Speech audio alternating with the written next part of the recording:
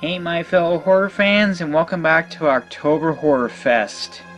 Whoa, there's only 3 days left in October. Man, time flies when you're having fun. I decided to dedicate the final 3 October Horror Fest reviews to the 3 remakes of the 3 legendary horror titans: Halloween, Friday the 13th, and A Nightmare on Elm Street. Today, I will be covering the remake of Halloween. After Halloween Resurrection, the Halloween series stayed dormant for several years, and finally it was decided to reboot the Halloween series and remake the original Halloween. Halloween's remake was written and directed by Rob Zombie, and Halloween was made on a budget of $15 million and was released in theaters on August 31st, 2007. And I went to see it opening night, and so did many others, because Halloween did not only make $26,362,000 in its opening weekend, but went on to make $80,200,000 at the box office. Alright, I'm gonna start the movie in 5, 4, 3, 2, 1, now. Okay, there's the Dimension logo. Dimension Films. In some ways, I wish this company never got their hands on Halloween. But that's a discussion for another time. Yeah, this is an interesting start, this little speech here from Dr. Samuel Loomis. Or, not really speech, but I guess a paragraph. Yeah, one interesting thing, guys. Now, I don't know if there was different prints of Halloween, but When I went to go see this in theaters, I swear up and down when I saw this, the Halloween logo did not appear right here at the beginning. The film actually just opened like this.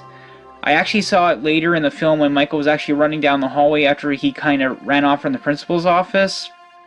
Now, I don't know if this was just in Canadian theaters, like we got some sort of different print or somebody goofed up and we got a wrong print. I don't know. But I will say this, I do have a work print version of Halloween that actually shows the titles exactly where I'm talking about. So I know it's not just in my mind. Or sorry, I know it's not just in my imagination, so it's interesting.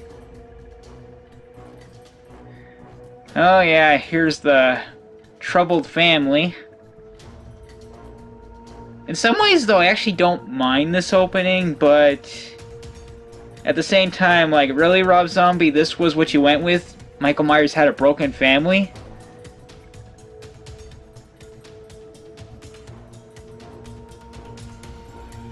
This guy's an ass.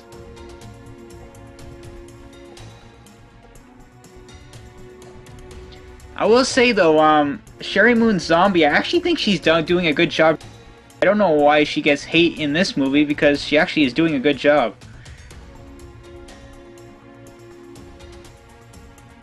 Oh, and there's the slutty sister.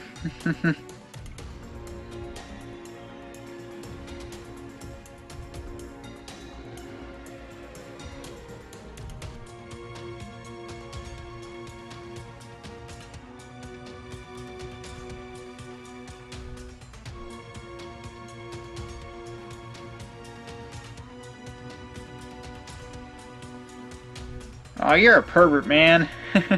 Says that right in front of the mother.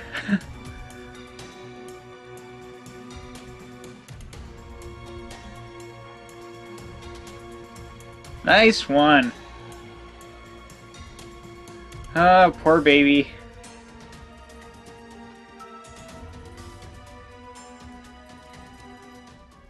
Kind of restricted area.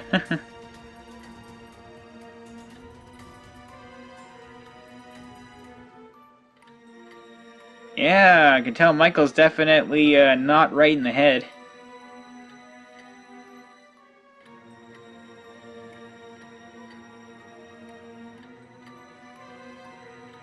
Ugh, this guy's an ass.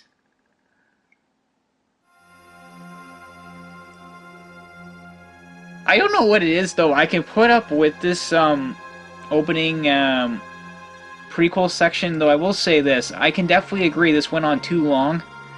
Like, this maybe should have been 20 minutes at most.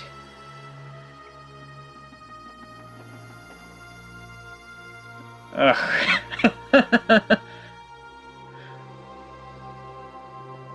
Hey, don't insult rats. They're actually very good pets. Though I've never actually had one, but I actually did hold my friends, and it was actually pretty cute.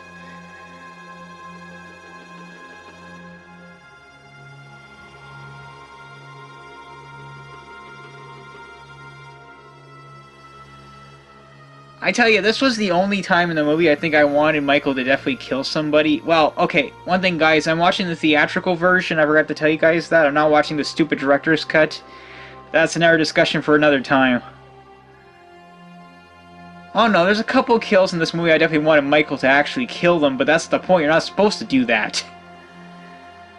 Oh yeah, and okay, Michael sees the bullies.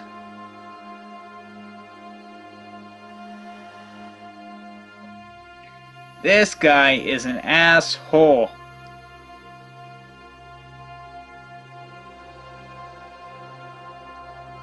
I gotta say this, Rob Zombie's dialogue sucks. Even though, I mean, this bully, definitely gave this bully some pretty effective stuff.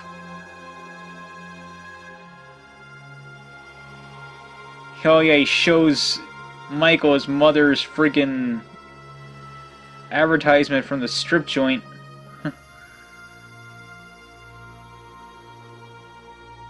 Oh god, you're an ass. Yeah, I kinda don't blame Michael here for trying to fight this guy. Oh, busted, principal.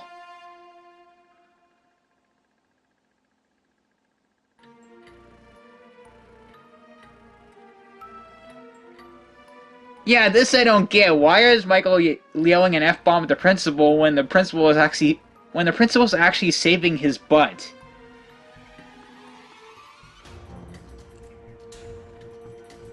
Yeah, I will say, the principal never, my mother never had to come see me in the principal's office, which is a good thing. Yes, I wasn't perfect in school, but I was pretty good for the most part. Oh, there's Malcolm McDowell, who's playing Dr. Loomis.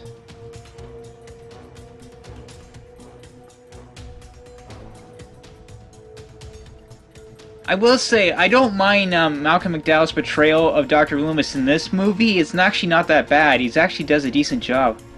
There's some conflicting things, but it's not bad. Of course, nothing will ever beat Donald Pleasance. I wish I could have met him, but that never was really on the cards.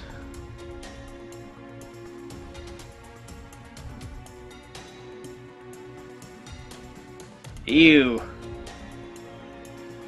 Ted Cat. Ugh.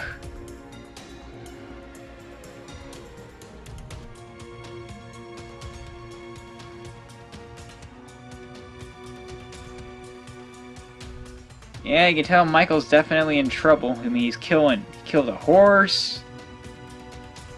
I don't know what that other animal was in the second photo.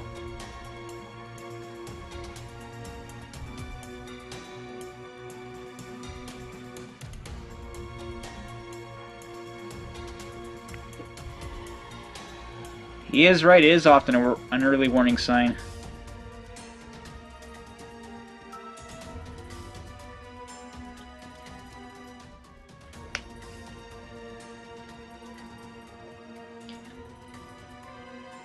Okay, right here, this is where, when I saw this in theaters, this is where the Halloween logo showed up. Like I said, guys, I don't know how that happened, but I swear up and down, I saw the logo right when Michael was running in the hallway right there. And in the work print version I have, that's actually where it is. So I don't know if us in the Canadian theaters, we accidentally got a print we weren't supposed to, or something. Yeah, Michael's not dead, but you don't have very long, you jerk.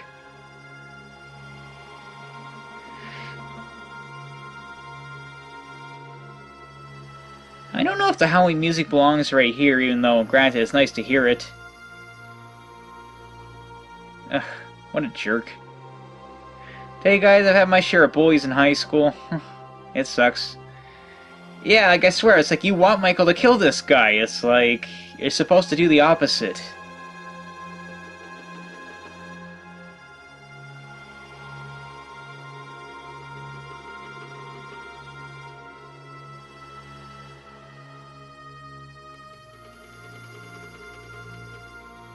Actually, the Halloween music kind of does fit this scene to an extent. Then it ends at exactly the right moment, and wait for it. Wait for it. Now! Ouch! You know, I was kind of surprised, though, that he'd actually have the strength at that age to actually kill somebody with a stick. I mean, I would have definitely... I would have just kicked him a couple times, and I probably would have got Michael on the ground myself.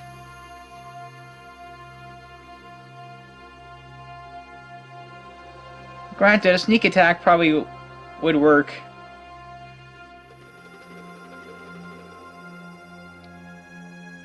Like I said, I feel no sympathy for this character. If anything, I just want to start cheering on Michael.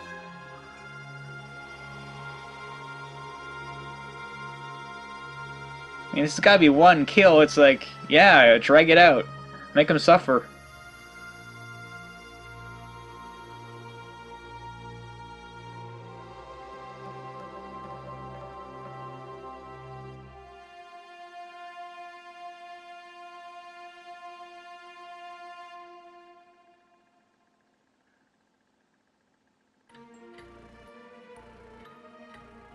Yeah, you should never have shown Michael that. You really pissed him off.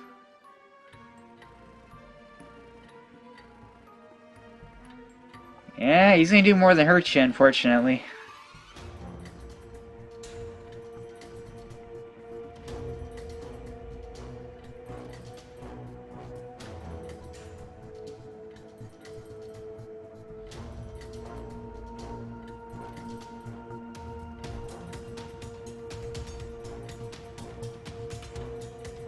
I gotta say, though, it's like, I thought it would take more than just a couple more hits to actually finish him. I mean, yeah, it is a heavy stick, but... Really? That's it? I guess it could do the job.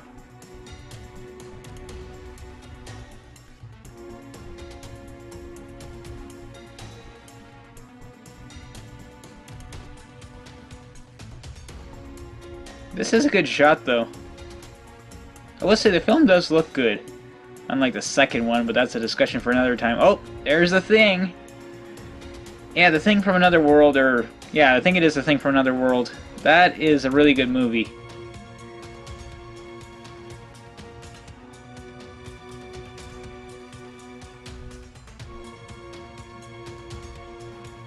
Oh, you friggin' drunk.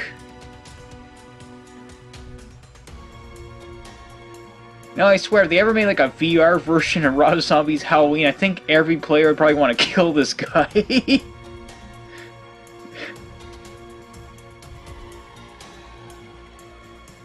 Ah, quiet, you drunk.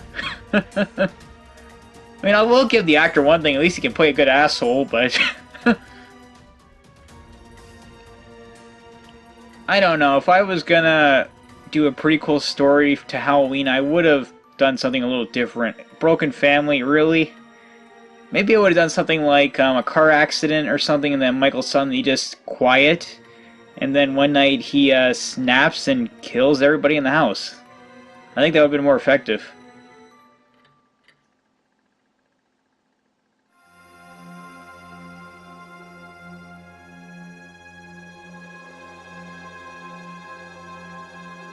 Oh, asshole. I will say, though, I do like Sherry Moon's Zombie's portrayal of the mother. I think she does a good job. Like, there's good chemistry between her and Michael. I would believe them as mother and son. Oh, there's his sister's slutty boyfriend.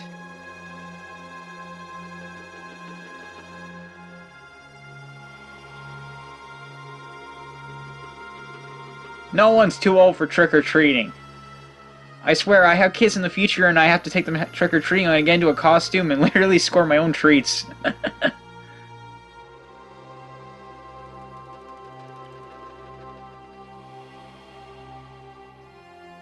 You know, this is one scene I think we didn't need, the friggin' strip club scene, even though, granted, I guess they're trying to show that she is a hardworking mother, but love hurts. You know, I kind of put up with it here. I don't necessarily hate the song. But I don't want to talk about the song in the second one. Ugh.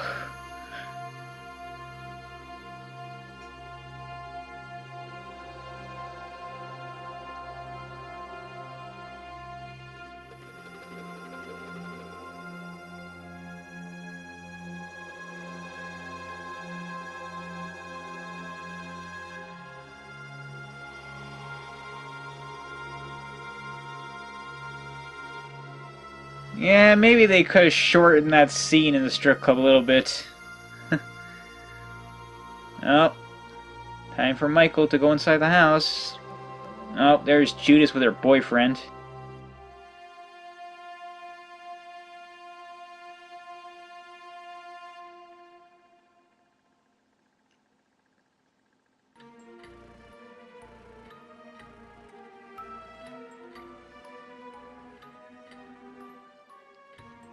Yeah, that was an interesting twist that Ronnie asshole is not actually their actual father.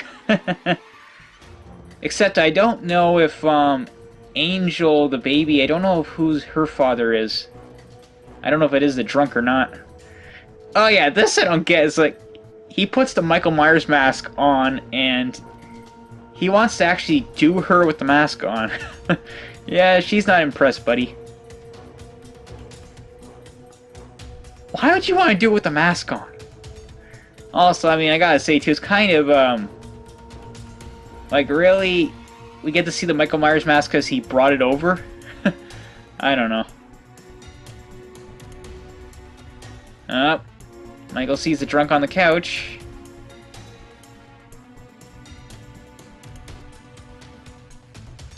I do wonder where they get all these old TVs and that. I do wonder that. Do they store them in a warehouse for filming and all that, or do they make new ones?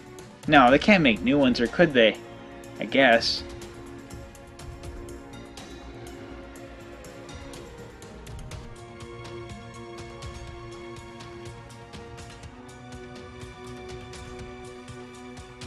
Yeah, it's like, you're not 100% sure what causes Michael to finally snap right here. I don't know. I mean, granted, he's already killed somebody today, but...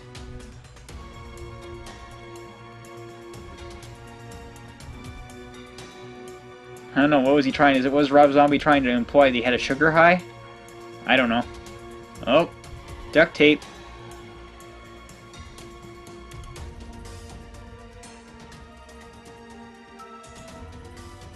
Oh, knife. Not good. Granted, I probably would be cheering Michael on right here for this kill.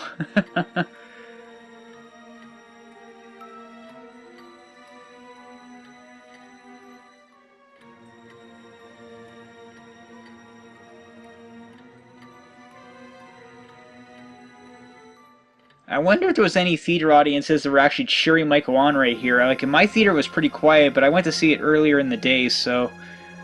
I don't know, like, it probably would have been full closer to 8 o'clock at night, 10 o'clock at night. I think I went and saw it around 6 or 4 in the afternoon, I forget. Yep, Michael's got him tied up. Or taped up, I should say. Putting the mask on.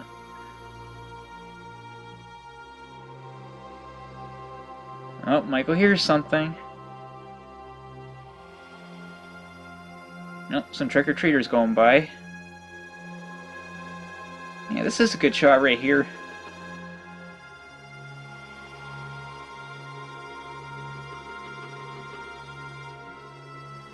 Now this is where the Halloween music is effective. Yes, you know what's about to happen, but it's actually, it's used more effectively right here. Goodbye, Ronnie. Slit. I'll say that's a good practical effect, but I gotta say, like, this is one character you just wanted to die. It's just like, get out of here, I don't need you. Now, I don't know if originally there was supposed to be more to his death other than him just bleeding out here, because... oh wait, no, I'll talk about that more later. Well, he's gone. Oh, Judith and the boyfriend are done. Look at the size of those headphones.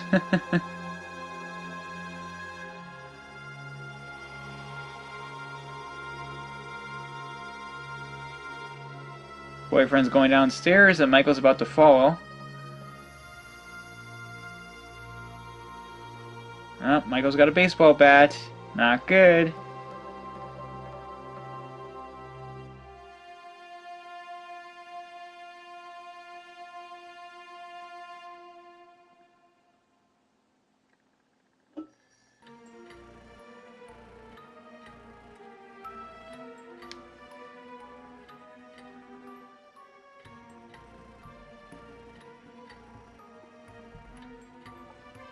Man, you picked a bad time to get something to eat.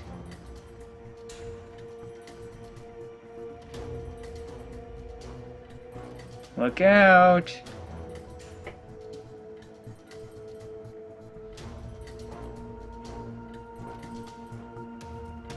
Okay, like, I understand killing Ronnie, but I don't know why he decides to kill the boyfriend. I mean, okay, his sister didn't take him trick-or-treating, maybe he was pissed, but... Nice hit. And Michael's like, what the? Oh, time for some more. 5, 6, 7, 8, 9, 10, 11. Yeah, he's dead.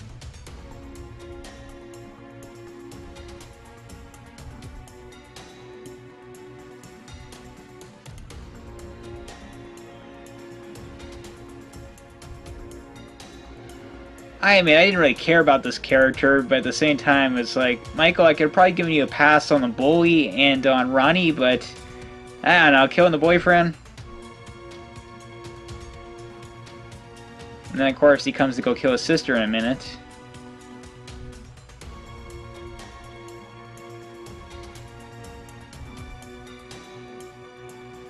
I think this opening would have worked better if, like I said, it was just a more ambiguous explanation, like maybe Michael's in a car crash and he suffers some sort of head trauma and then like he goes silent and then on Halloween he just snaps and kills everybody.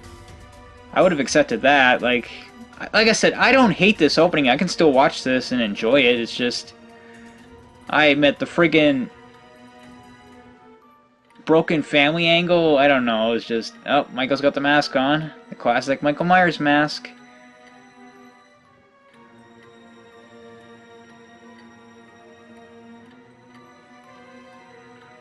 Michael, you naughty little boy.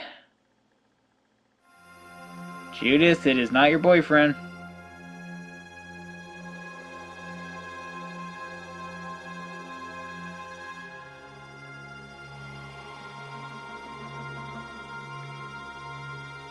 Judith, you should have seen that knife in his hand. And stop hitting him in the head. That's not going to do you any good.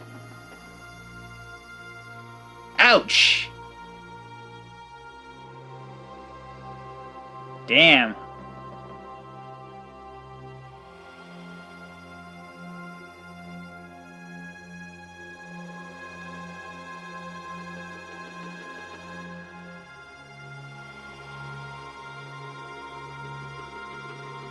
Yeah, she's hurt. I don't know if she would have survived that initial stabbing or not. Hard to say. She does have blood going out of her mouth, so that's not good. Oh, there's Michael.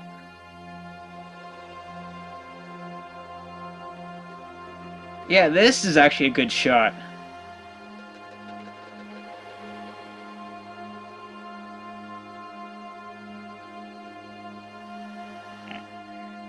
Yeah, I gotta say, Michael definitely drags this kill out. In some ways, I'd argue he made her suffer more than he made Ronnie suffer. I mean, I don't know.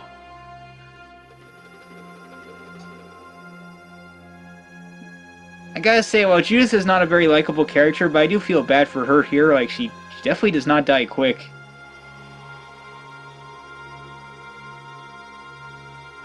Like I said, this prequel opening is mixed.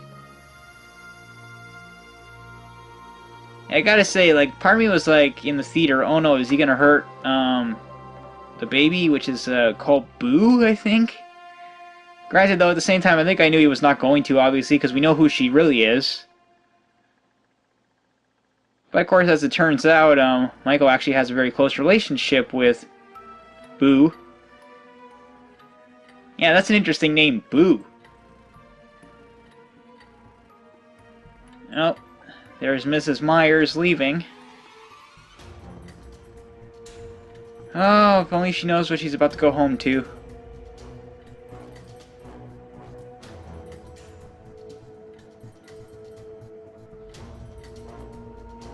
You don't want to know what happened.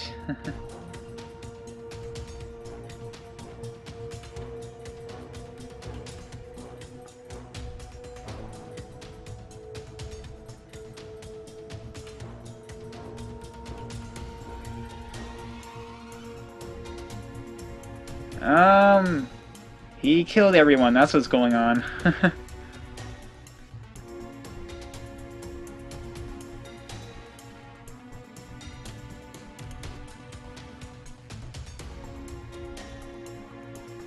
Yeah, this is an interesting choice for an opening sequence. Everything's in black and white.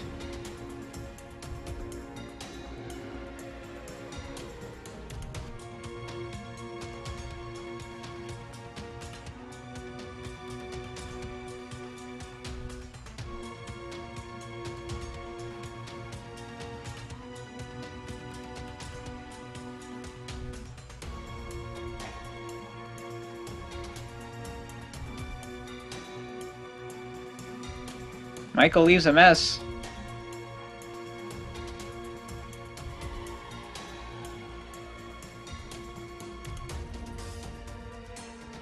Yeah, the news guys say that Ronnie Jerk was stabbed multiple times in the face and neck too, and we didn't see that, so I'm wondering if there was a more uncut version of the death that didn't make it into the final cut. Did Michael go back to the body after and stab it some more? I don't know. Oh, there's Michael in the police car.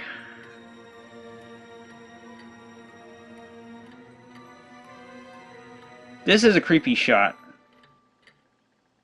Smith Grove, 11 months later.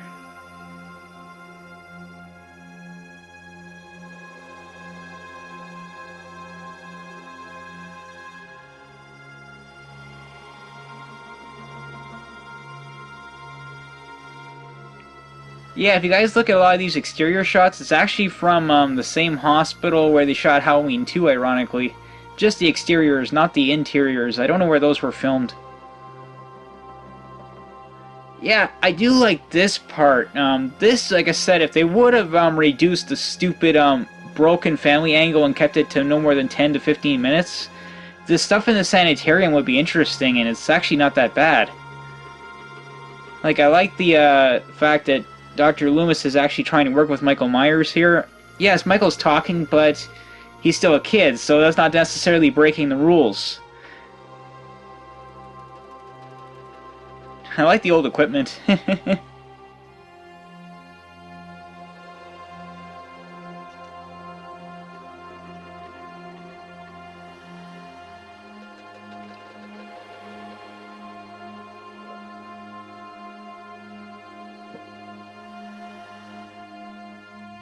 You do wonder if Michael's actually faking all this, or does he have some memory of what he did, maybe black some of it out? It's a good question.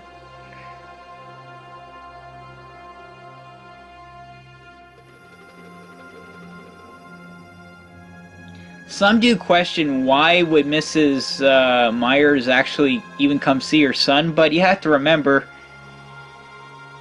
I would say maybe she looks at it like he's still 10 years old, and it is her son, and like I could understand why she would have very conflicting emotions, and the fact she can clearly knows that he's not right in the head, so maybe that's why she can still come see him and care for him. And like I said, I do like the chemistry between them. That's actually really good. Like I said, Sherry Moon Zombie, I think she does do a decent job in this movie. I think that's one thing I do like. Oh, there's Machete.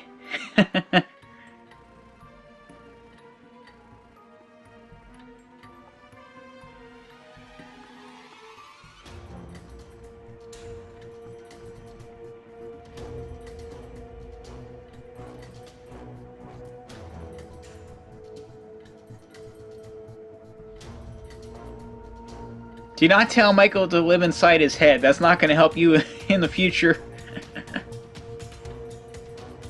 Granted, though, I do like this little bit of a chemistry between these I do like the relationship between these characters.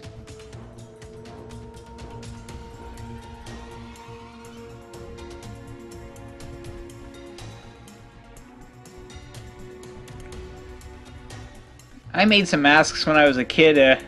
I tried to be a little more creative, though granted, it's interesting.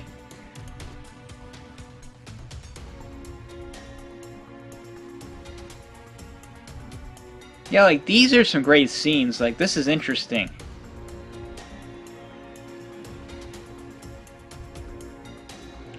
Yeah, I tell you guys, I actually had an opportunity to actually meet Malcolm McDowell. He was literally like 30 feet from me at a Comic-Con, but I purposely did not go talk to him because I was afraid I would start talking about H2. I didn't go to his panel at the Comic-Con, but I heard he actually apparently said before they got started there that I don't want to hear nothing about H2.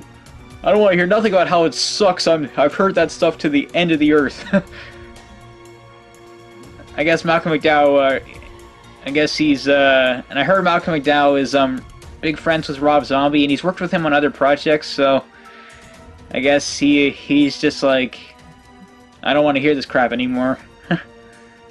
Granted, though, I do regret not meeting him because I probably could have talked to him about anything else because he's been in a lot of stuff. Malcolm McDowell is a great actor.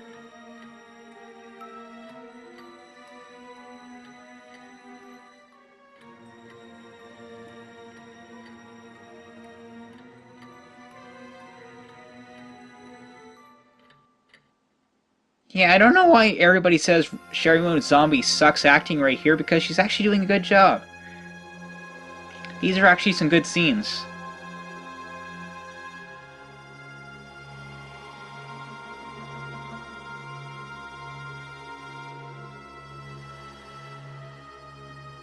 Yeah, this is where Michael's definitely having a little bit of an outburst.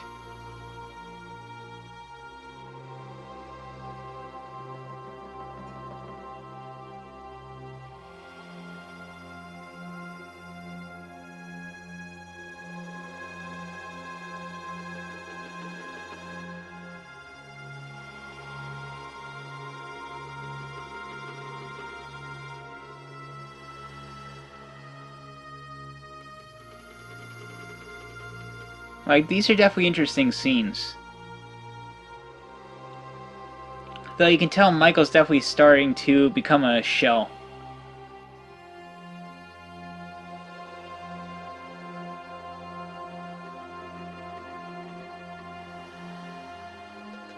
I will say, the medical staff, they should have definitely kept these masks away from Michael when he started showing up. Like, I would have. I've been like, okay, this isn't working. Yeah, by this point, he's not even talking.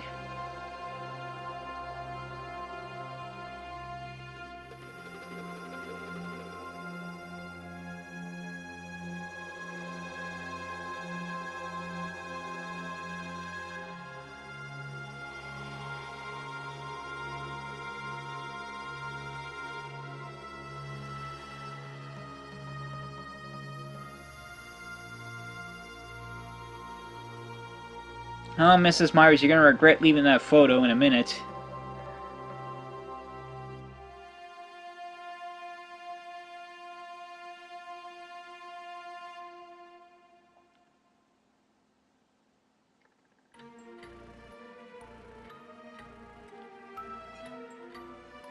Yeah, this nurse is definitely not very subtle. But at the same time, I would not have left Michael with just one nurse. Maybe two, but not one.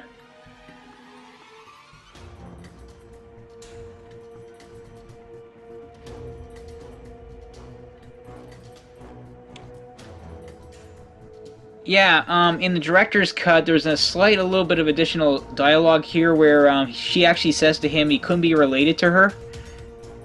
Now, that gives Michael the motivation to kill the nurse, but in the theatrical version, it's just, I guess, implied that he just snaps.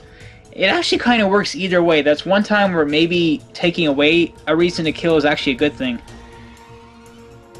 But at the same time, in the director's cut, which is what you get the explanation if you want it.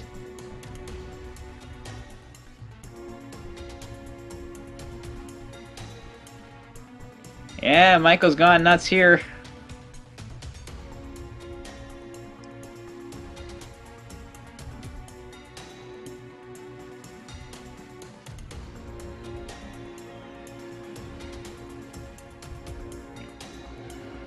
Yeah, here he's just gone bananas. And Sherry Moon Zombie's performance right here is like, she looks so shocked and devastated.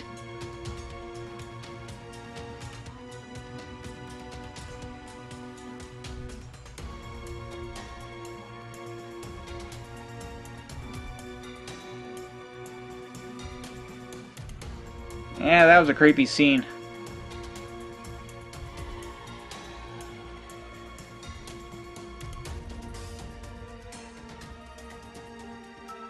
Home movies.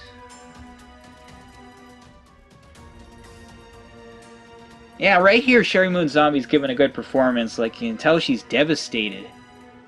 Mrs. Myers is like on a breaking point.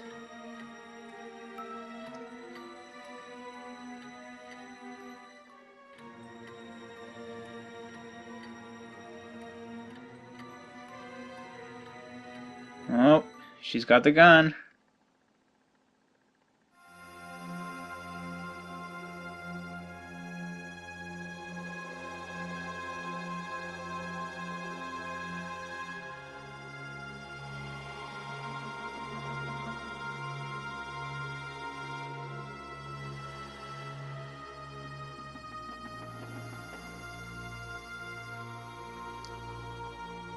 Ah, that's a sad way to go. 15 years later.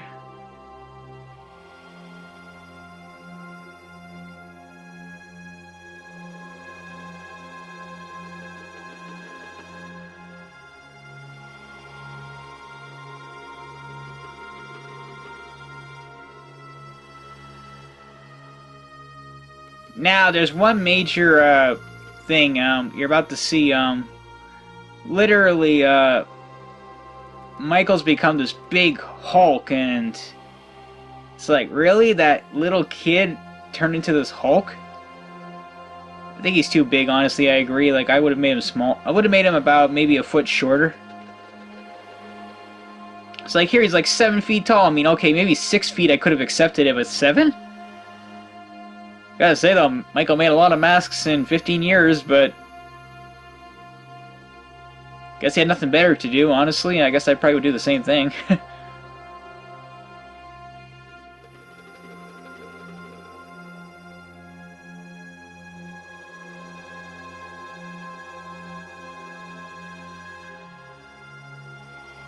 Yeah, surprisingly, Michael doesn't have his mask on right here, but granted, his face is concealed.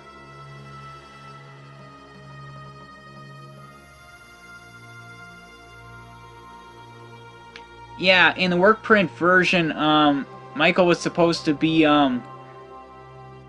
released on. He went to like a parole hearing and it didn't go his way, and they locked him back up. Now, granted, though, that doesn't work in the theatrical version, so they've edited all that out.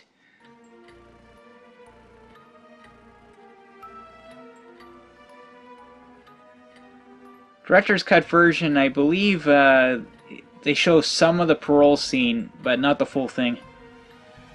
I think. Sorry guys, actually I haven't watched the director's cut in a while either. I'd have to go back and check. Or maybe they don't even show the director's cut in the director's cut version. Maybe they don't even show the parole scene at all. I'm not sure. I think it's in there. I'd have to check.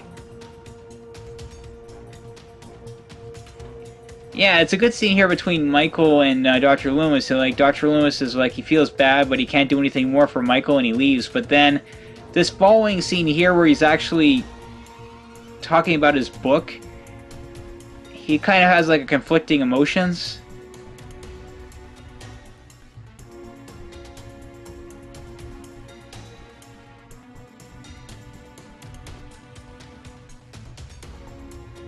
Make up your mind.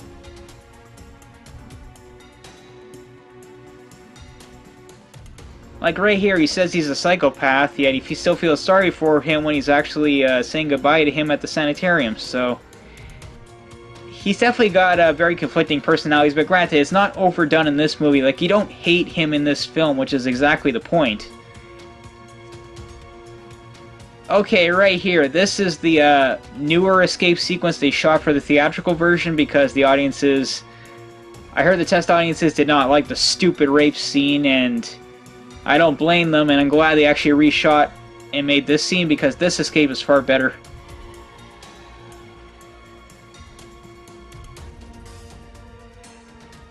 Yeah, I remember when they released Halloween on DVD, you couldn't get the theatrical... Oh no, you could get the theatrical version, but they had two different friggin' editions. They had the theatrical version and the director's cut in separate DVDs, like you had to buy two different editions.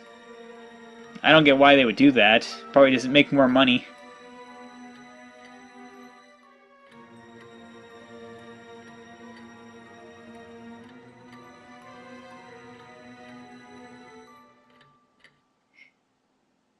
This is a great scene. Trick or treat, baby. Yeah, right.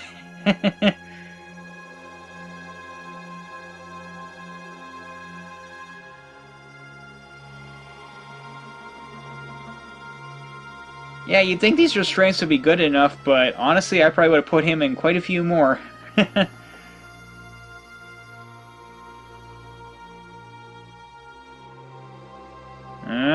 Michael doesn't like what's going on. Yeah, you shouldn't really rush him. You're gonna make him angry.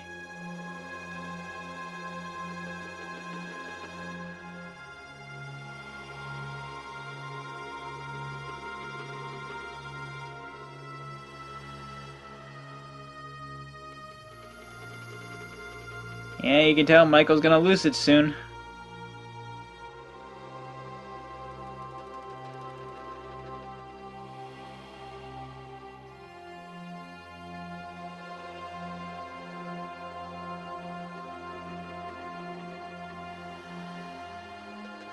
Showtime!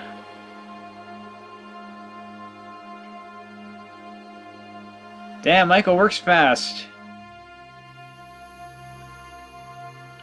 Yeah, I gotta say, she should not have friggin' opened that door in a second. You should not have opened that door, and then she kills the guy. Oops.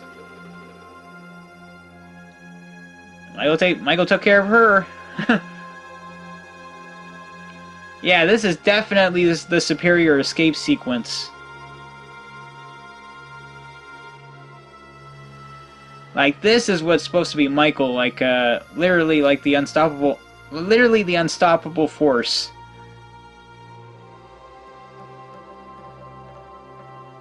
Like, this is literally Michael, the force of evil. Like, he took care of the guards pretty quick.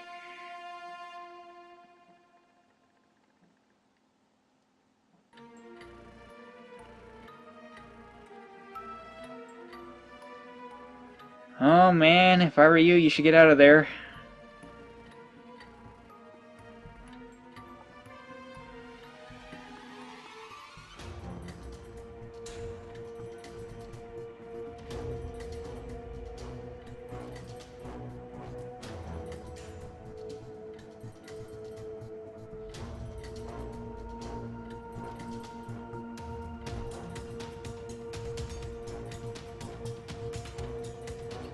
Not sure how Michael even got in there. Oh, poor Gloria, she doesn't have much time.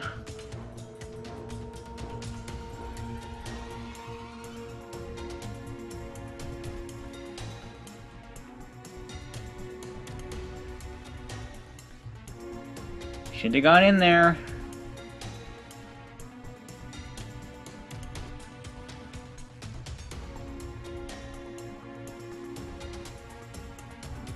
Yeah, man, there's nothing you can do.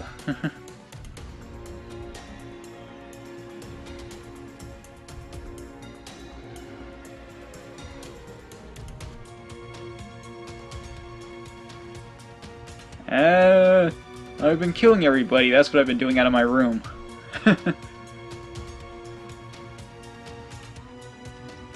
I don't think Michael really regrets anything.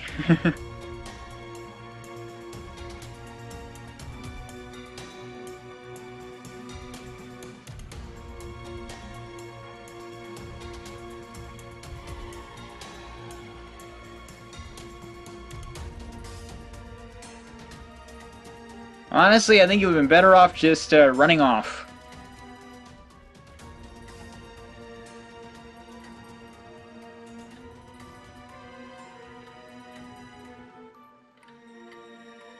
I do gotta say though, like part of me wonders like why would Michael kill him? It's like he was the one guy who was actually good to him there other than Dr. Loomis. But at the same time, like I think by this point Michael's just become that unstoppable force. Michael's become that force of evil and he's just gonna start killing everybody. Yeah, you were, but I'm gonna kill you anyway.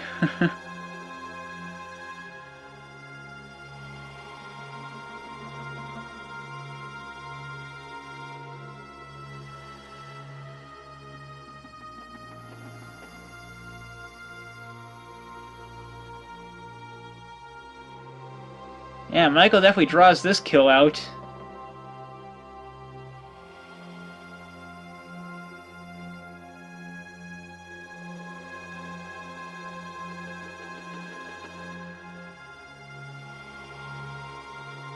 And Michael's like, you're still not dead? Okay, plan B.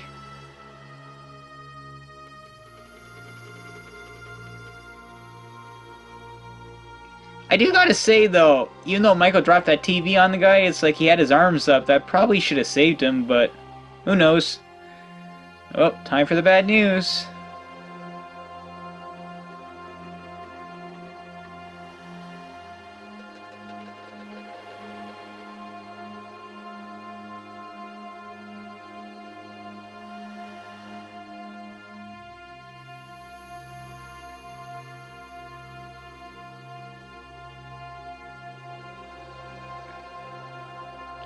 I gotta say, given what Michael did, like the friggin' National Guard should have been after him. Like I was surprised, like state police officers were not on their way to Haddonfield. It's like, it's crazy.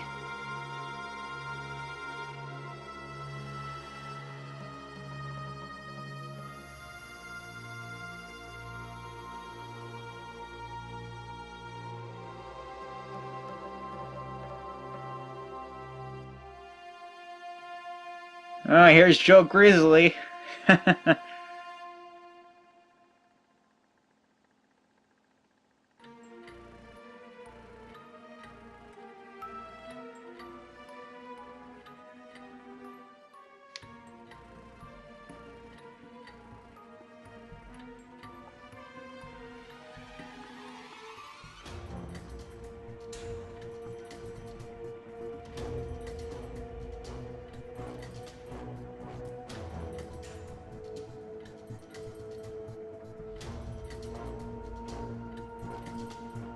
I forget what else this guy's been in, I'm not sure.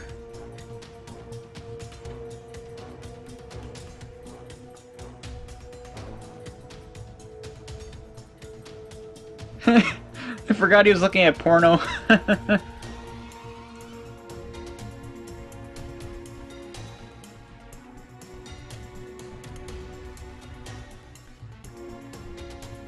Michael's got some ugly feet.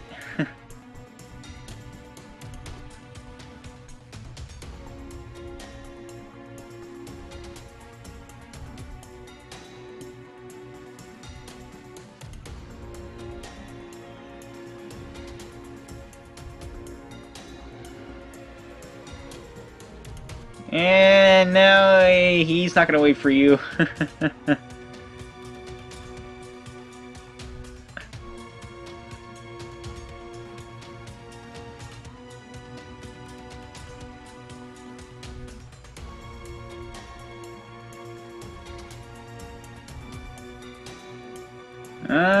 You might be strong, but unfortunately, he's stronger.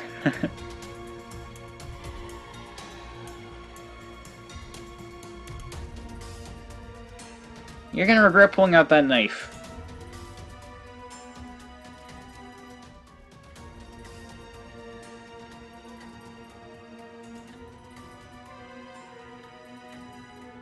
No, you're not.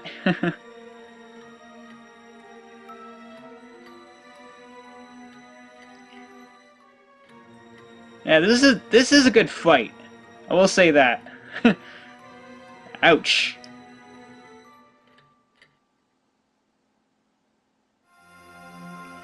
Yeah, one thing though, friggin' Joe Grizzly screwed up. He should never let go of that knife. Granted, at the same time, if he hadn't pulled that knife out, he might have actually stood a chance. He probably still would have died, but... it was a good fight.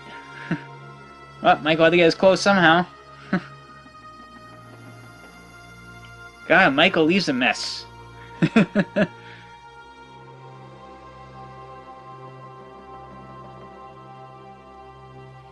One thing I gotta say, though, is how the heck does Michael get to Haddonfield so quick? Like, I know in this one they say it's 100 miles away instead of 150 miles away, but he friggin' walked? That would take... Oh my god, how long would it take somebody to walk 100 miles?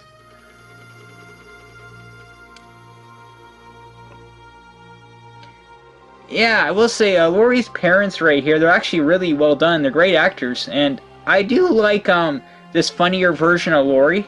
And Scott Taylor Compton, like, she's actually a really good actress, I would say, and she does a good job as Laurie here. Now, granted, the, writing's not perfect, but I do like her as Laurie in this movie. But I will not discuss, her performance in the sequel. I do wish there was another 10 to 15 to 20 minutes worth of time getting to know these characters, because now it's just basically a rushed version of the original Halloween, and it sucks.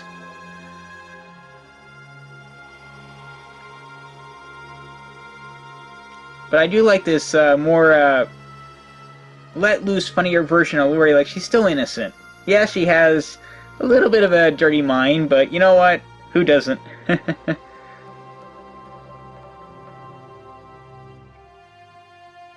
There's Tommy. Yeah, this kid's funny.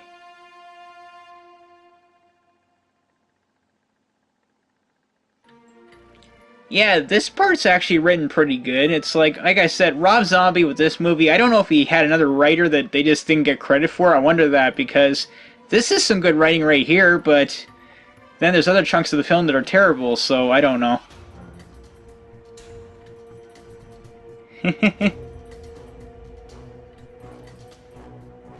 Oh, Michael's in his house, going down to the basement.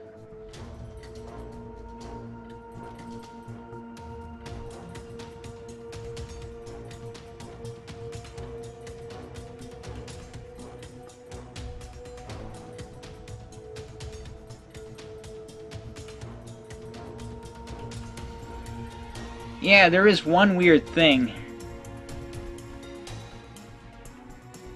Michael finds his mask under these floorboards, but how did he put the mask there when he was a kid?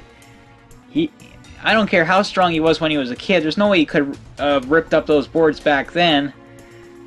So, I don't know. That's right, he hid the knife there too, I forgot about that. Like, I don't get it. How did he put the mask and the knife there when he was a kid?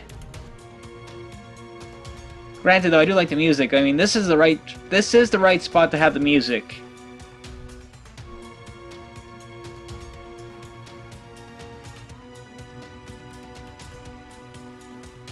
I don't know. I would have preferred him actually breaking into the hardware store and stealing the mask. Just actually show it this time. Granted, though, this is a creepy scene.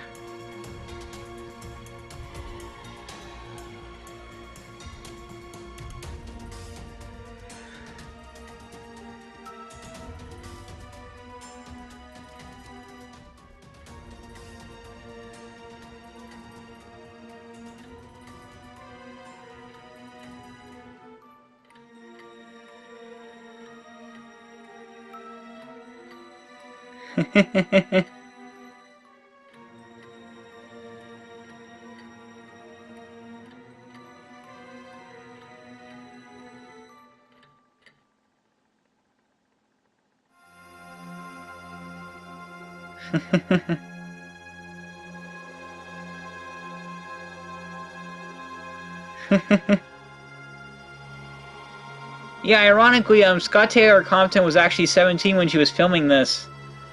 That's interesting. Unlike Jamie Lee Curtis, where she was actually 21 when she filmed Halloween. They actually got a 17-year-old to play Laurie and that's interesting.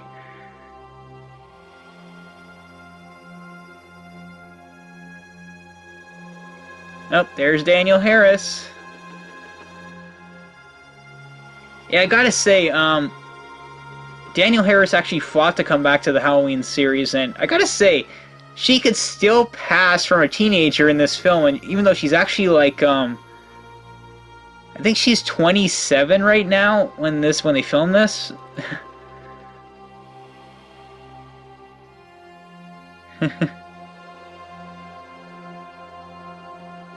Oh, there's Michael across the street.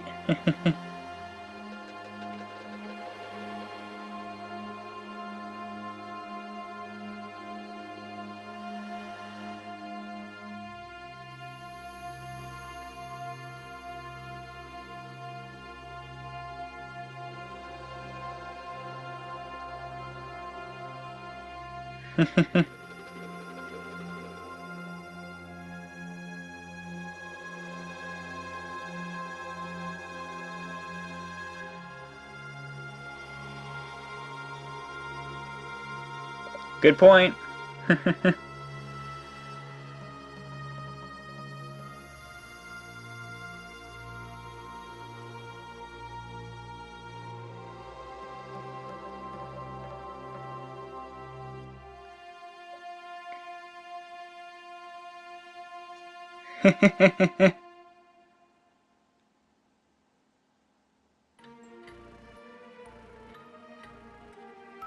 That's right. I think it's only in the director's cut where they actually say Haddonfield's 100 miles away.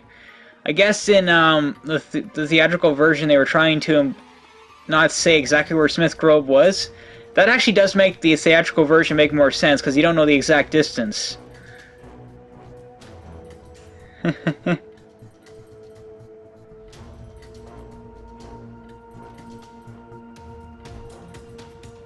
Dialogue here is not perfect, but these are some funny scenes actually.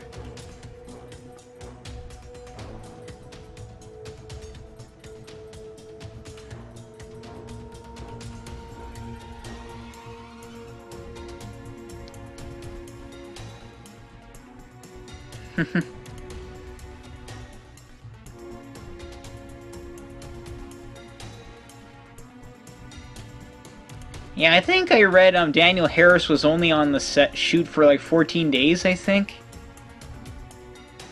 Unfortunately, she doesn't get used very effectively in this film. I mean, it's nice to have her back though, and she's still good to have around.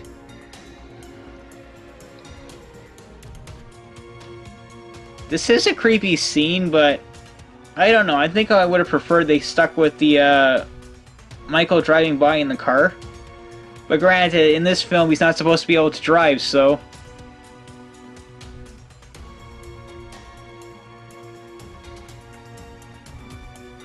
It's kind of creepy, but maybe they could have done this a little better.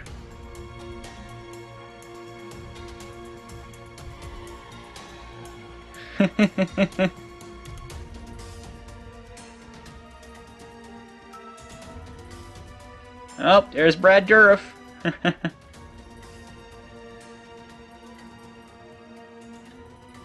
We'll say Brad Dourif is an underrated actor.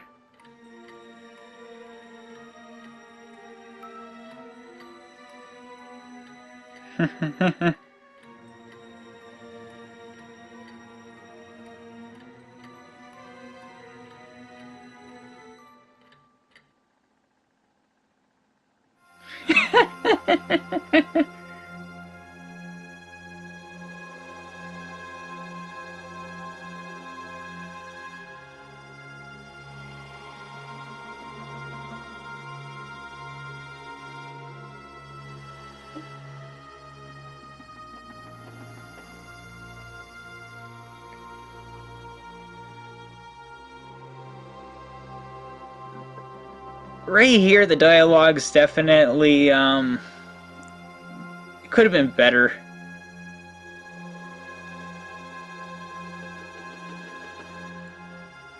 Granted, though, at the same time, I guess I don't mind this more angry groundskeeper. I think he could have been a little more subtle with the writing. Rob Zombie could have been a little more subtle with his writing.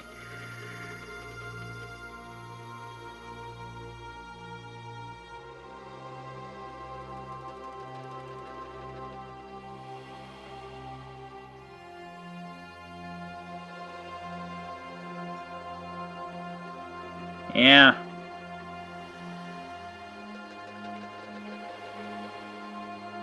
That is disgusting. That's right. I forget if it's the director's. No, it's not the director's cut. I don't think it's I think it's the work print version. Michael actually kills the groundskeeper. Like, there's definitely some different scenes that are filmed that aren't used. Because there's actually a deleted scene where Dr. Loomis actually says death has come to your little town, sheriff, but that's also been cut out because it was actually the cops investigating the graveyard death, and like I said, a lot of things definitely were changed around. I guess there was some reshoots. Oh yeah, Bob and Linda went into the Myers house. Now this I actually don't mind. This is an interesting twist. Granted, these guys are killed off pretty quick.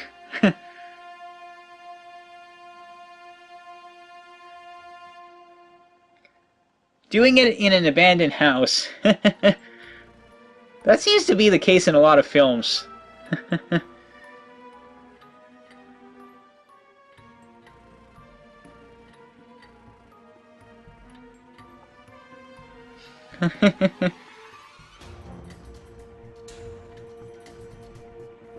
Oh, Michael's watching the lovebirds.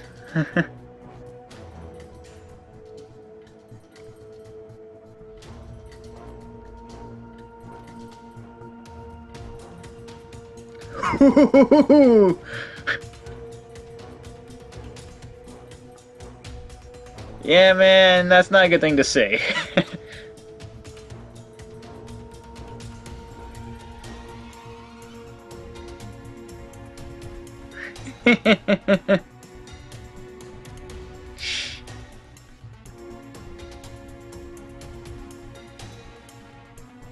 There is an attempt to have some build up here, but it's not super effective.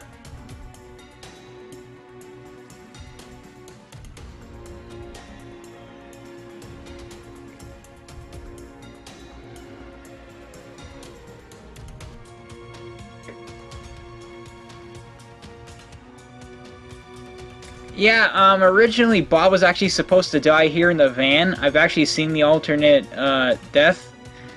I don't know why they decided to switch it to a more classic death. Granted, though, I guess the death in the theatrical version is kind of better.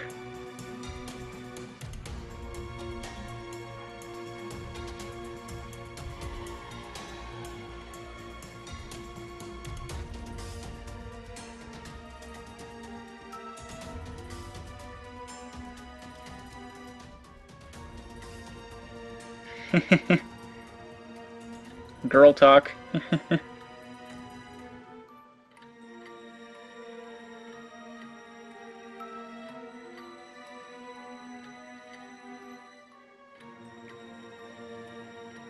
Okay. This is a bit too quick. I don't know, I feel they could have handled this a little better and made this more suspenseful.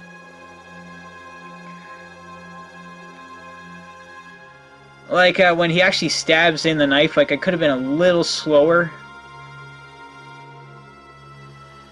It's like Rob Zombie's trying to make this suspenseful, but he's just not quite living up to the original.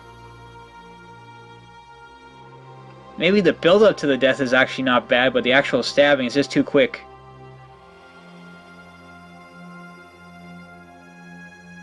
Granted, though, I do like the fact that they had Michael actually staring at Bob the same way he does in the original, but the original is done better.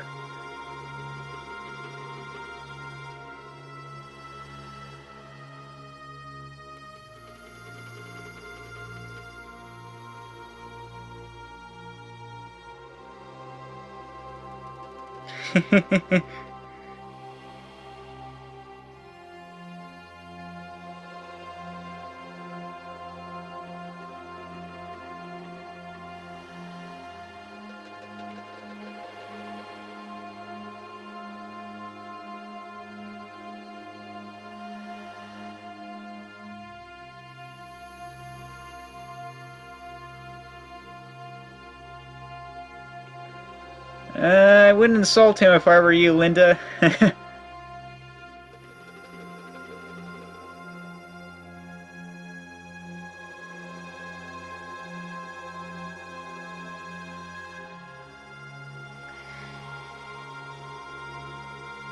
I will say, well, this is definitely creepy. I don't know. I think I could have done a better way of killing off Linda. I mean, I still want Michael to strangle her, but I don't know. Maybe they could have done it better. Maybe have Michael actually pin her against the wall and strangle her? I don't know. I mean, I'm not sure exactly how I would fix it. It's not a bad death. I just maybe it could have been better. Oh, Michael's taking the body somewhere.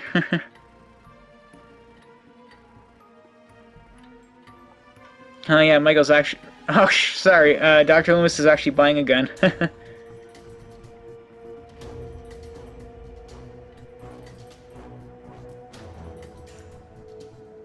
I don't mind the gun shopkeeper. I actually don't mind his more of a major attitude.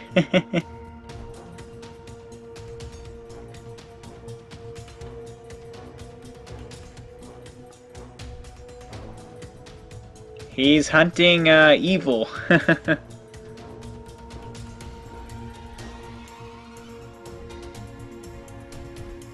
Yeah, this is great stuff right here between Lori and her mother.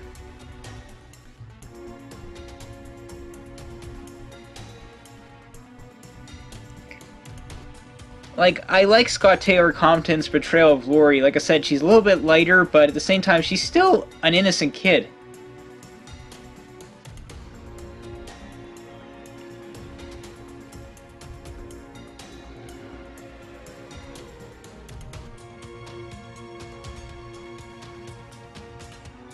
Unfortunately, that is true. You gotta watch yourself on Halloween.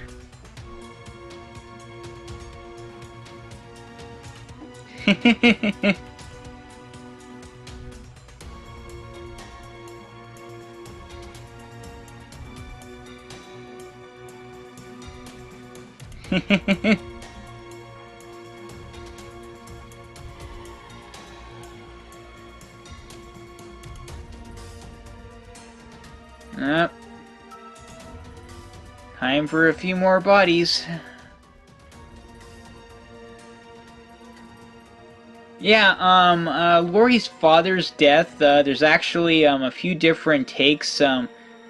This one's more quick. But, there is an alternate one, I think in the work print, where Michael actually walks up and the father's like, "Oh, you scared me, man, here's some candy," and Michael does the exact same thing, but... In some ways, though, I do think maybe this theatrical version works better, because I think if anybody came up to your step that tall, you'd be like, I gotta go inside.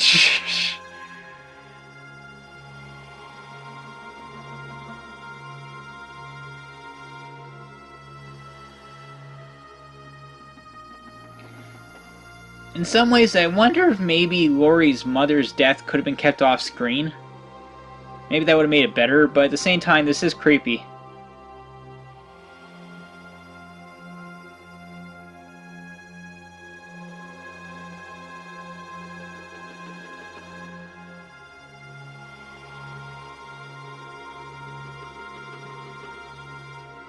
Ouch.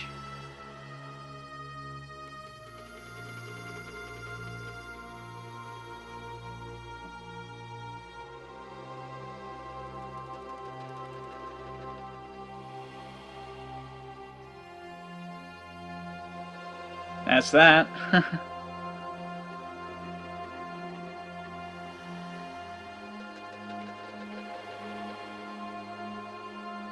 Yeah, some of this scene is not in the director's cut, or it's shot a little bit differently, but I prefer this theatrical shot. It's definitely better. Because there's a scene in a second where Laurie's actually going to look it towards the camera. And, yeah, right there.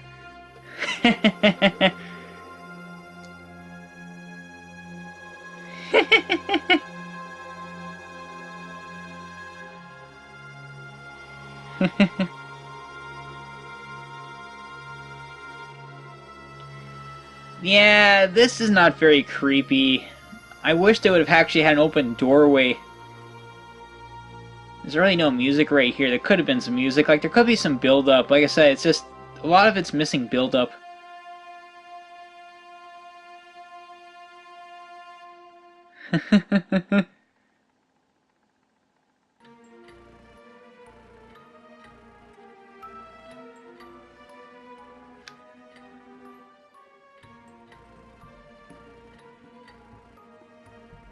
Yeah, that's funny.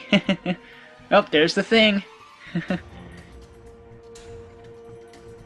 Okay, this right here is a little creepy. The fact that Michael's literally standing over Lindsay, watching the thing.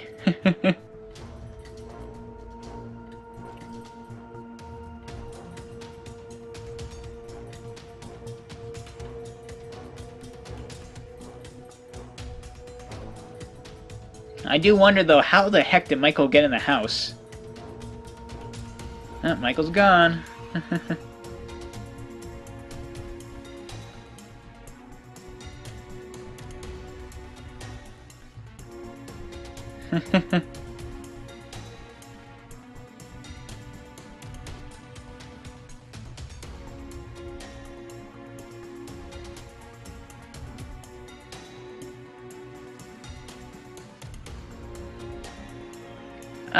I will admit, I think he's Sheriff Brackett. I think this is one time where I don't know if I would agree with you on that. That is the point. It would take several kids to lift a stone that weighs over half a ton.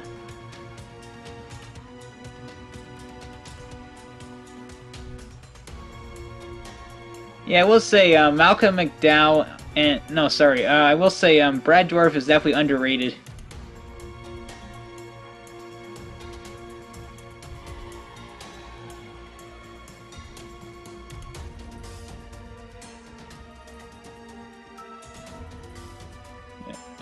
Yeah, he probably is.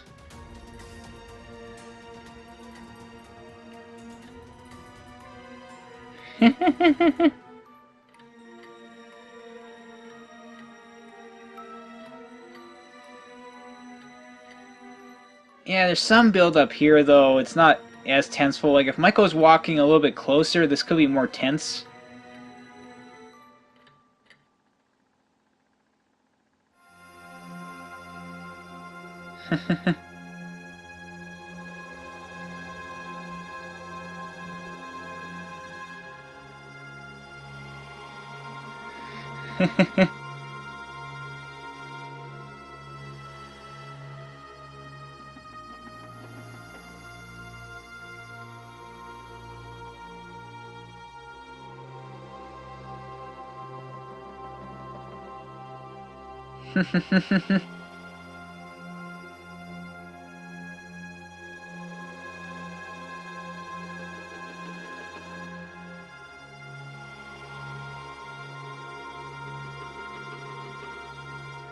Yeah, this writing right here, while it's funny, it could have used some work.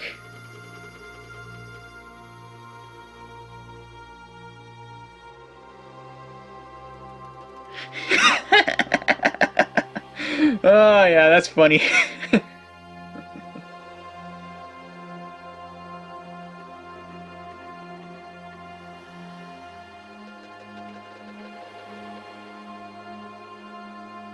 Yeah, not the perfect dialogue, but it is funny.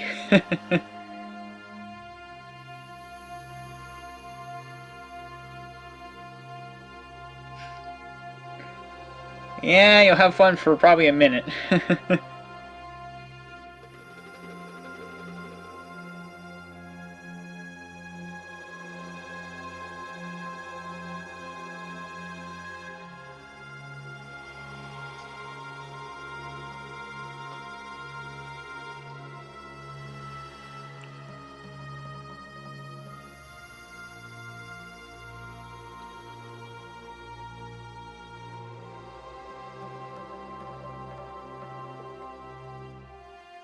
I do like Brad Dourif's portrayal of Sheriff Brackett here. He's definitely more serious.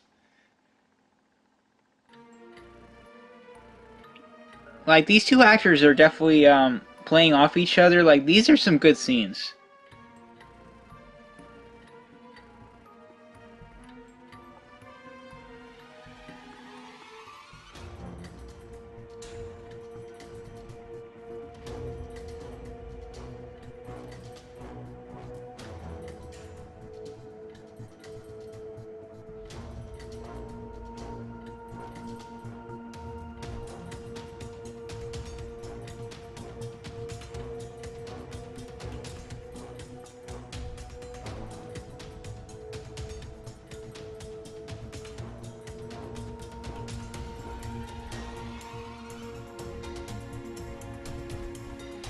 Yeah, this is good.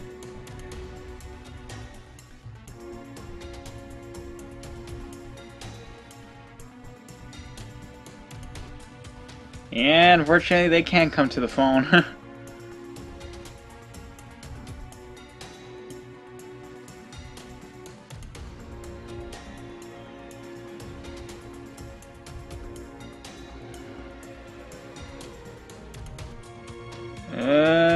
They can't talk.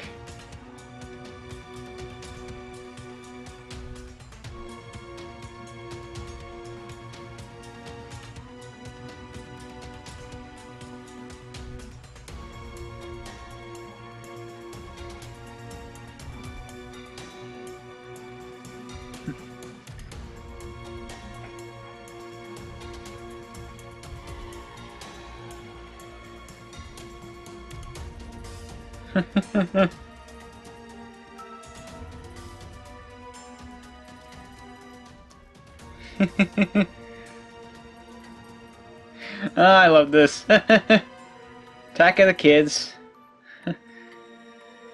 5, 4, 3.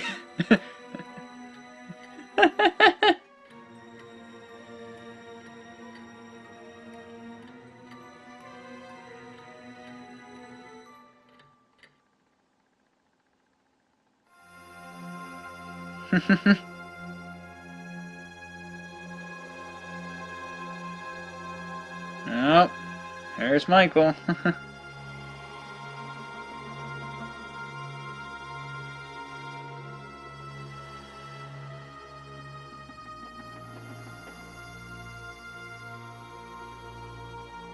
Oh boy.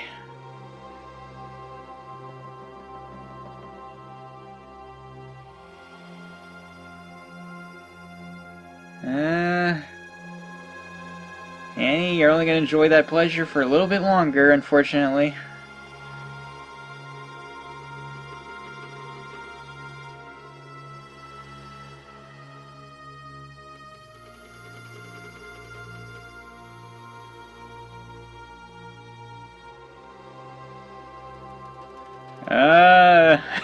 That's what's the matter. Yeah, I don't know why he did that grunting. I forgot about that.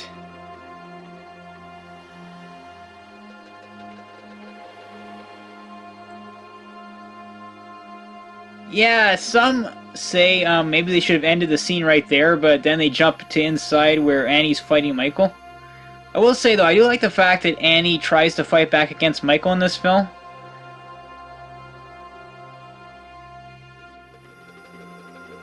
Ouch.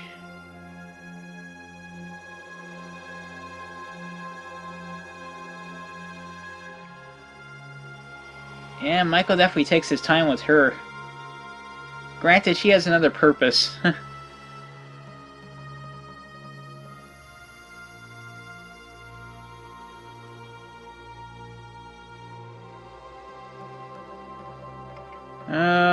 Poor Annie. Ah, that's gotta hurt, though.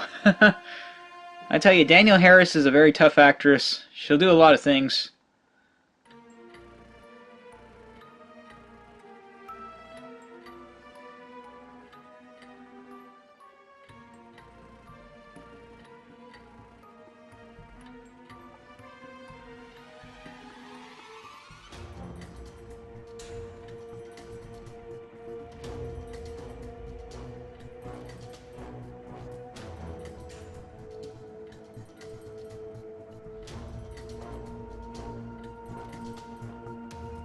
I will say, like, I respect what Sheriff Brackett tried to do to protect Lori by basically taking her to another town and dropping her off, hoping that she'll get adopted or whatever. Like, I will say, that's one thing I do like. Here's Lori taking Annie back. Sorry, here's Lori taking Lindsay back to her house. Yeah, this is a good shot. This is like creepy because you know something's coming, but you don't quite see everything.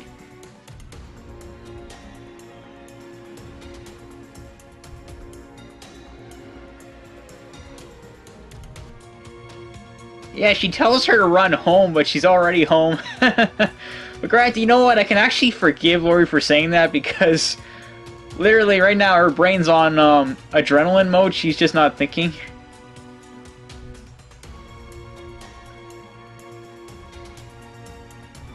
And of course, there's Michael behind the door. That's creepy.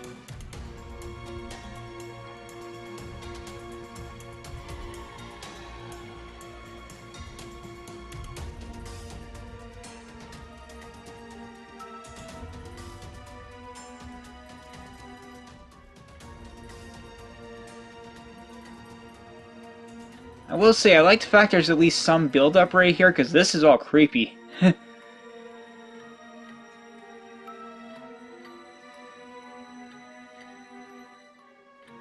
And Michael's just staring. Staring at Paul's dead body.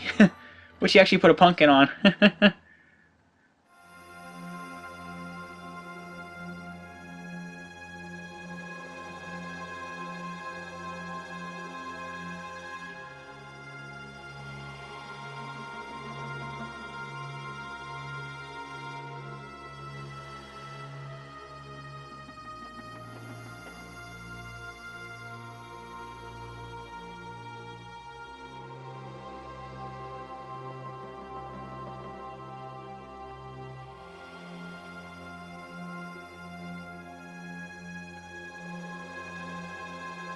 Look out, Lori.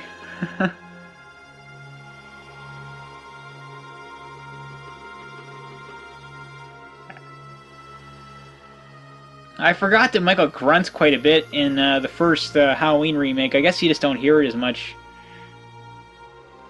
He doesn't grunt that much, but I forgot that he does. Yeah, this is, yeah, there's build-up right here, but I wish maybe they could have dragged this out a little bit longer. I don't know if maybe Michael chases her up the stairs once or something. Yeah, another thing that doesn't, if you watch the work print version, Michael basically stays with Lori most of the time. He's chasing her back to the other house. And, here they show that Lori actually got ahead of him, and I don't know if I prefer this or the original chase. I mean, I guess Lori's hauling ass, so I guess she could outpace Michael. I guess that does make sense.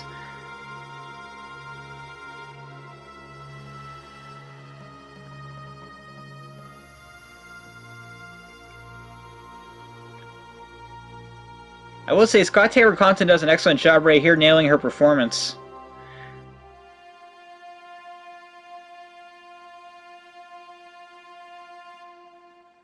So much for the door.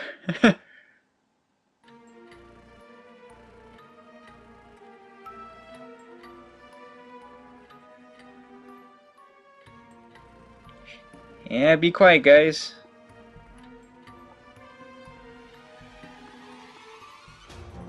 Yeah, one thing some people argue is why did the cops show up at Tommy's house, but that's where Lindsay called from, so also maybe they noticed the door open. And the ambulance is actually going to obviously Lindsay's house.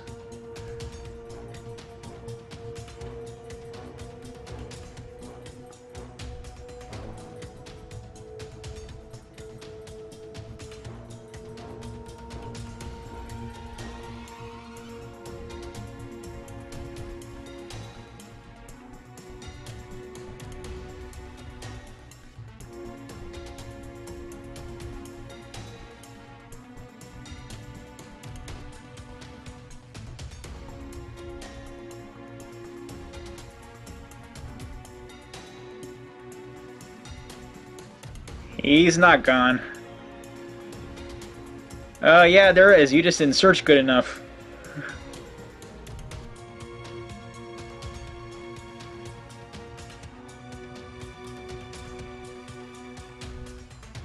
No, don't open that door. Not that it makes a difference. Good night.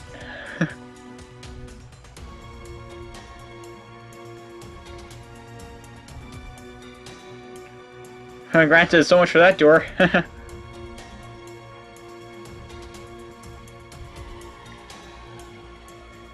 Yeah, you shoot him once. Why don't you shoot him a couple more times? He still had a couple seconds. Okay, maybe 2 seconds, but still, I would have kept firing.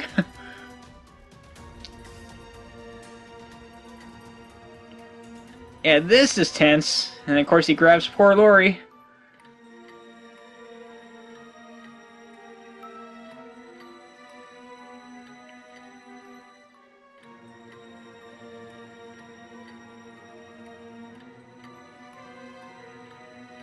And then of course it goes silent for a couple seconds. You're like, what might have happened? Like, I admit, I don't know if they were trying to make us think that Michael actually killed Lori right here, or what, though obviously he just knocked her out. Granted, though, this is a good shot.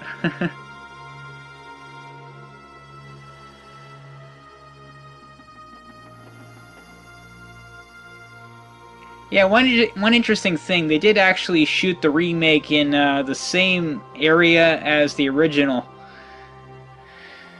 They just used different houses, obviously.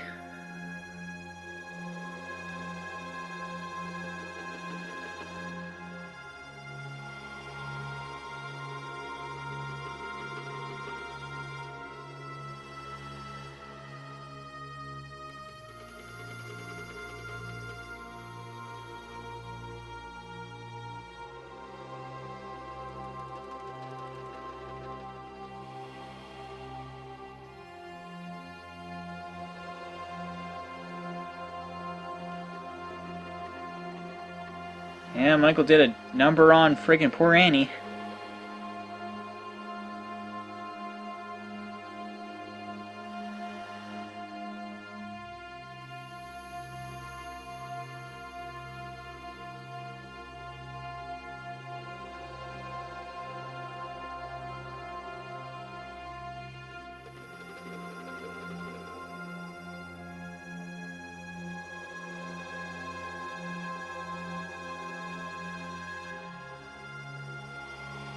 Yeah, I guess Dr. Loomis put 2 and 2 together and he knew Michael basically took his sister home.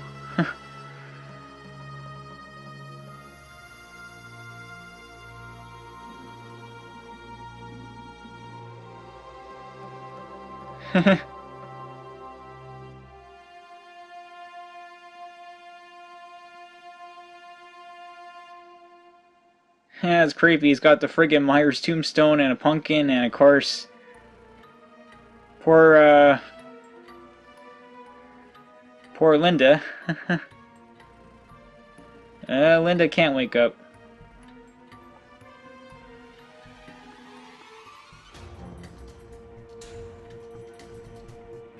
You know, I gotta say, I don't know exactly what Michael's thinking was. It's like, kill everybody she cares about and bring her home and make her and expect her to actually know that he's her brother? How about go up and say hello? Granted, though, I don't think Michael knows how to talk anymore, but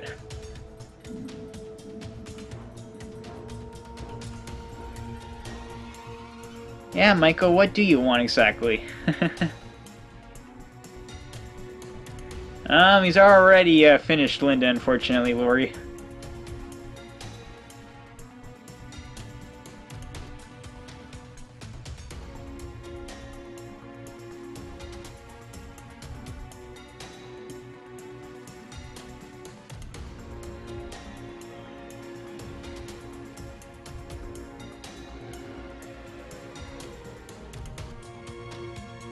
Michael, I get what you're trying to say. You're trying to tell her you're her brother, but you can't expect her to realize that. Especially after everything you just did.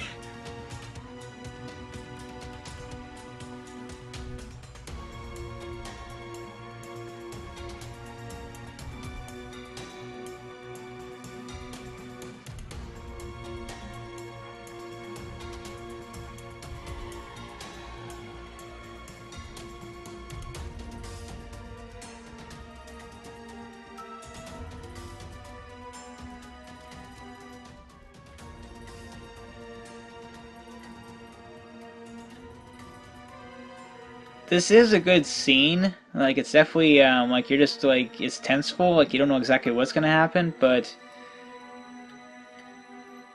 It's like, come on, Michael. It's like you killed her family, which granted she doesn't know yet. You've killed her friends, or most of them anyway.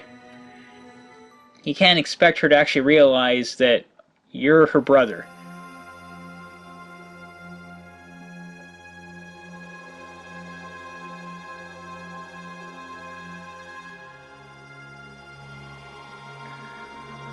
Okay, I will say I do not blame Lori for stabbing Michael, but she should have stabbed him a couple more times at least.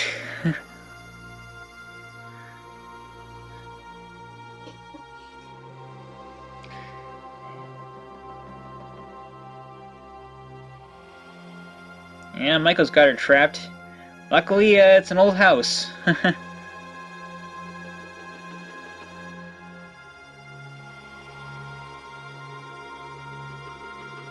Nice one, Lori.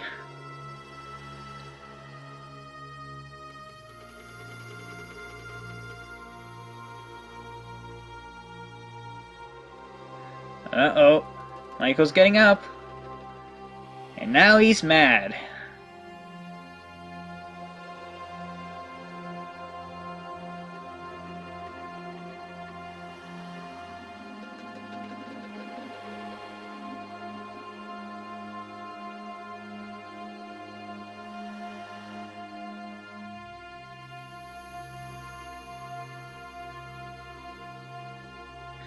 Oh shit. Hurry, Lori. He's coming.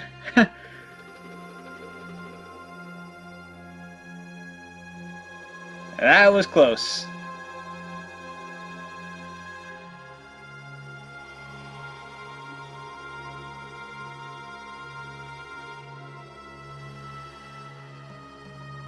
One mistake Lori made is she should have locked the door to the those doors to the cellar, but granted, Michael would probably just broke them open in about 3 seconds anyway, but hey, an extra 3 seconds is an extra 3 seconds. And then, of course, Lori falls into the pool. Oops. Yeah, some would argue Lori should have seen the pool, but you know, when you're running like that, you'd be surprised what you can miss. You can have tunnel vision, you could be looking just up and you end up falling in. And you end up falling in, it's like, what?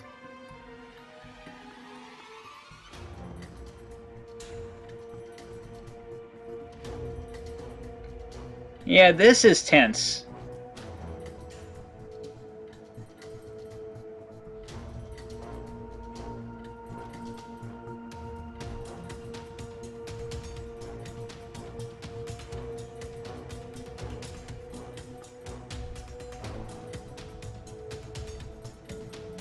Uh-oh.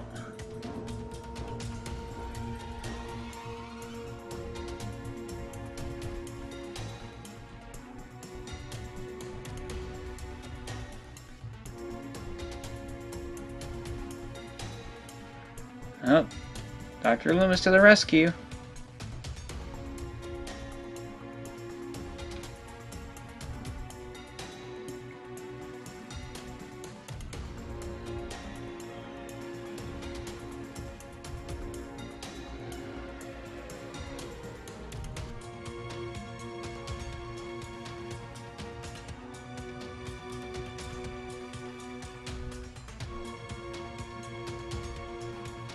Yeah, I'm not sure where Dr. Loomis shot him that third time. I couldn't tell.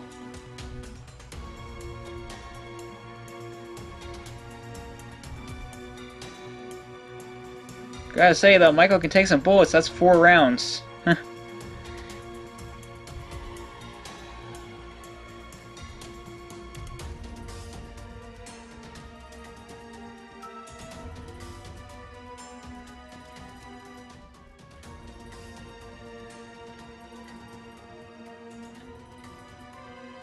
Yeah, you think it's over, but it's not quite yet. You know, that's a good shot.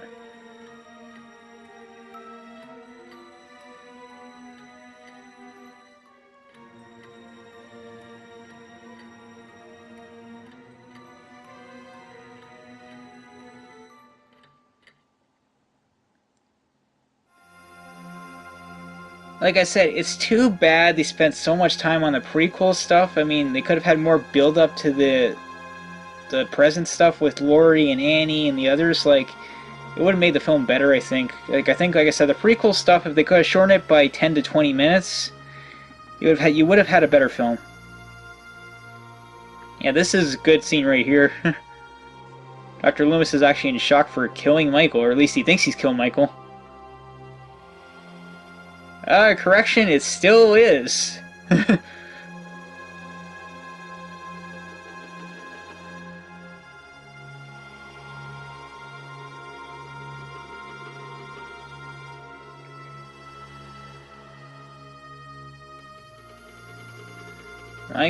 Michael.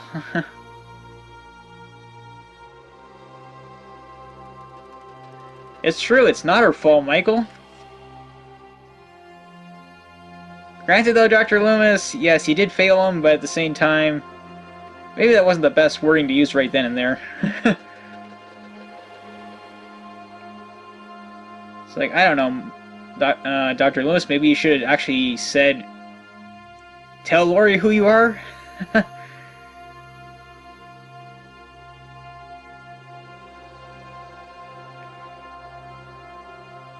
That's right. I think in the that's right. Here in the theatrical version, I think they were trying to make it seem like Dr. Loomis was actually killed. It's only in the director's cut you know that he's actually not dead. But granted, that's a little bit later. I'm jumping ahead of myself. Gotta say, I will say, Laurie can think fast on her feet though when she needs to.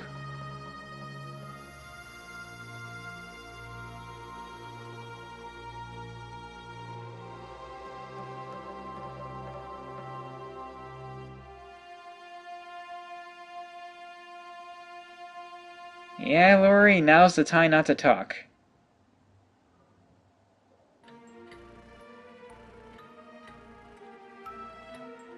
Yeah. Michael actually takes the time to drag Loomis upstairs. Shh.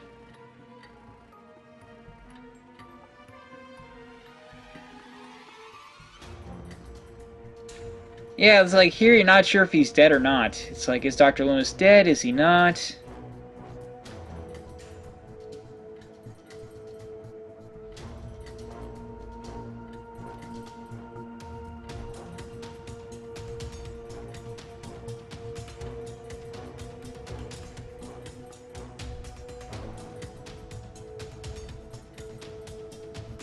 Like, there's definitely some tension here and some build-up. Like I said, the film does have some suspense, it's just it could have been better. But I still like it. Like I said, this one I can watch and enjoy. Unlike his second one, but that's another discussion for another time. This would be terrifying, I gotta say that much. And Scott Taylor Compton's definitely nailing her performance right here.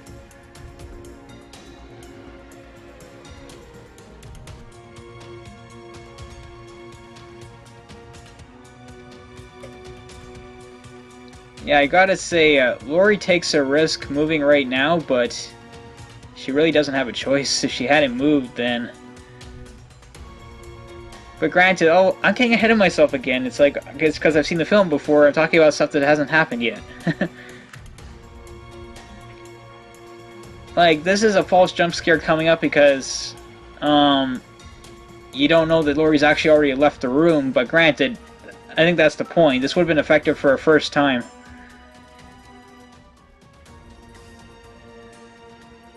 Granted, though, I don't know what made Michael decide to check that wall. I'm not sure. Granted, though, if Laurie hadn't moved, he would have found her. Granted, though, it's not like it lasts very long. I will say, though, Laurie was smart enough to go into the hallway, but she should have taken the opportunity to quietly go down the stairs.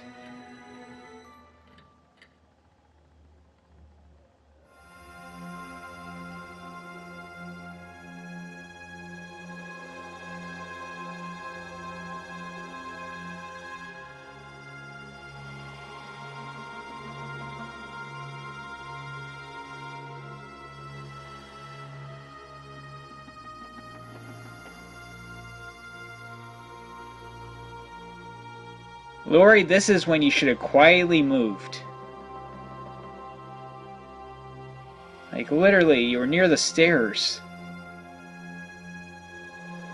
Of course, though, oh wait, that's right, Michael appears from the other side.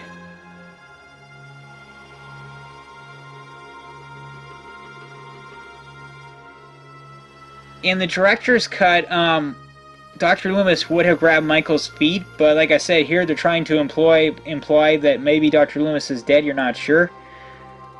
In some ways, yeah, I think I do like the theatrical version better because now it's entirely up to Laurie. She has absolutely no help.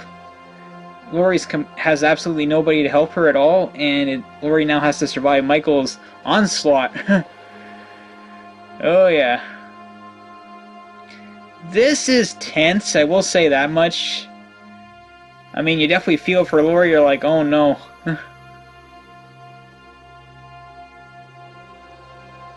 Yeah, Michael does grunt more than I thought.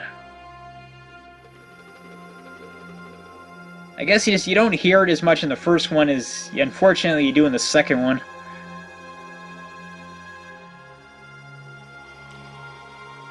Yeah, this would be terrifying. That's close.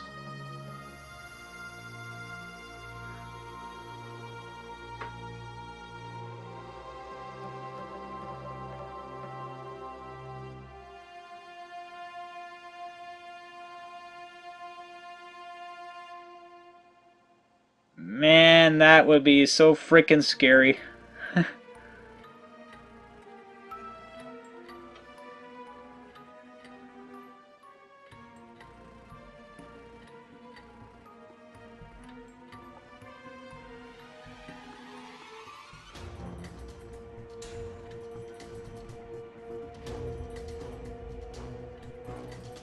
Ouch.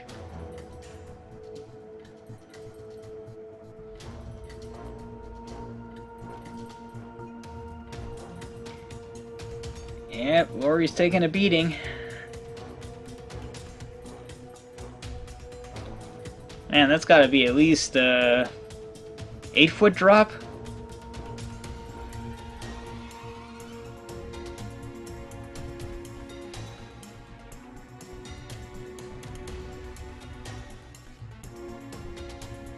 Here's the standoff. Or he tries to aim the gun, but Michael's like, I'm not having that. Literally crashes through the window with her. Yeah, that's intense. It's like Michael literally takes her over to the balcony.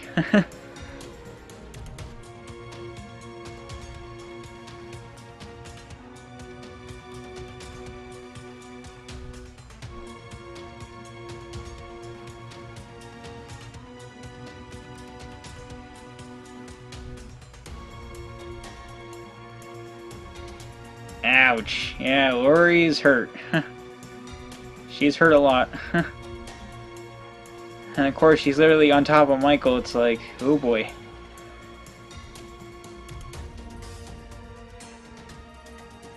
Yeah, you hear sirens in the distance, but you don't know how close they are. It's like, you're wondering, is Laurie gonna get killed, or can she kill Michael?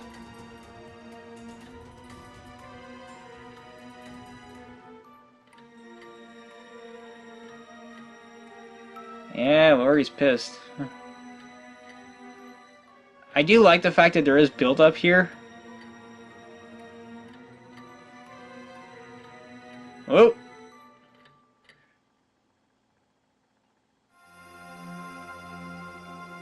I will say, though, you could tell the way she shoots Michael, like, they purposely... Like, yes, we assume he's shot in the head, but... Like, for all we know, she could have grazed him. And, of course, Laurie screams. I guess that would cause Laurie to have a breakdown. Oh, and that's the end of Halloween. Now we get a bunch of little flashbacks. Okay, what are my final thoughts on the Halloween remake? Well, honestly, I do like it. I think it's actually a decent remake, but there's definitely a lot of areas that could have been improved upon. Like, if the prequel section was only like 20 minutes in length instead of like 40, it could have been better. The stuff in the sanitarium was interesting. But I just wish there was more time dedicated to the main cast, which takes over the rest of the film. Like Laurie, Annie, like I felt if we could have got to know these characters better, it would have made the film better. And I just wish there was more build up to some of the kills. I mean, all around though, I do like it. Like, I don't know what I would give this for a score, honestly. Like, there's definitely more issues than even I initially realized. And granted, though, I'm talking about the theatrical version. If I was talking about the director's cut, that'd be even worse. The acting in the film is pretty good. The writing's not perfect. Daniel Harris, I feel, could have been used more effectively. Scott Taylor Compton does an excellent job playing the new Laurie. Malcolm McDowell does a pretty good job playing Dr. Loomis. I like his new style to it. You know what? I'm gonna give the theatrical version of the remake an 8. I think it is pretty good. It's not as good as it could be. Like, I'm not saying this could be as good as the original, but granted, at the same time, I'm not saying it couldn't be with some rewrites. If there was more suspense and build-up, this would be better. And like I said, if we had more time with the main characters later in the film, it would definitely improve the film. But yeah, I'm going to stick with an 8. I do enjoy it. Alright guys, this is the end of my commentary review for the Halloween remake. Come back tomorrow when I cover the Friday the 13th remake. I will talk to you guys later. This is the Entertainment Wizard, signing off.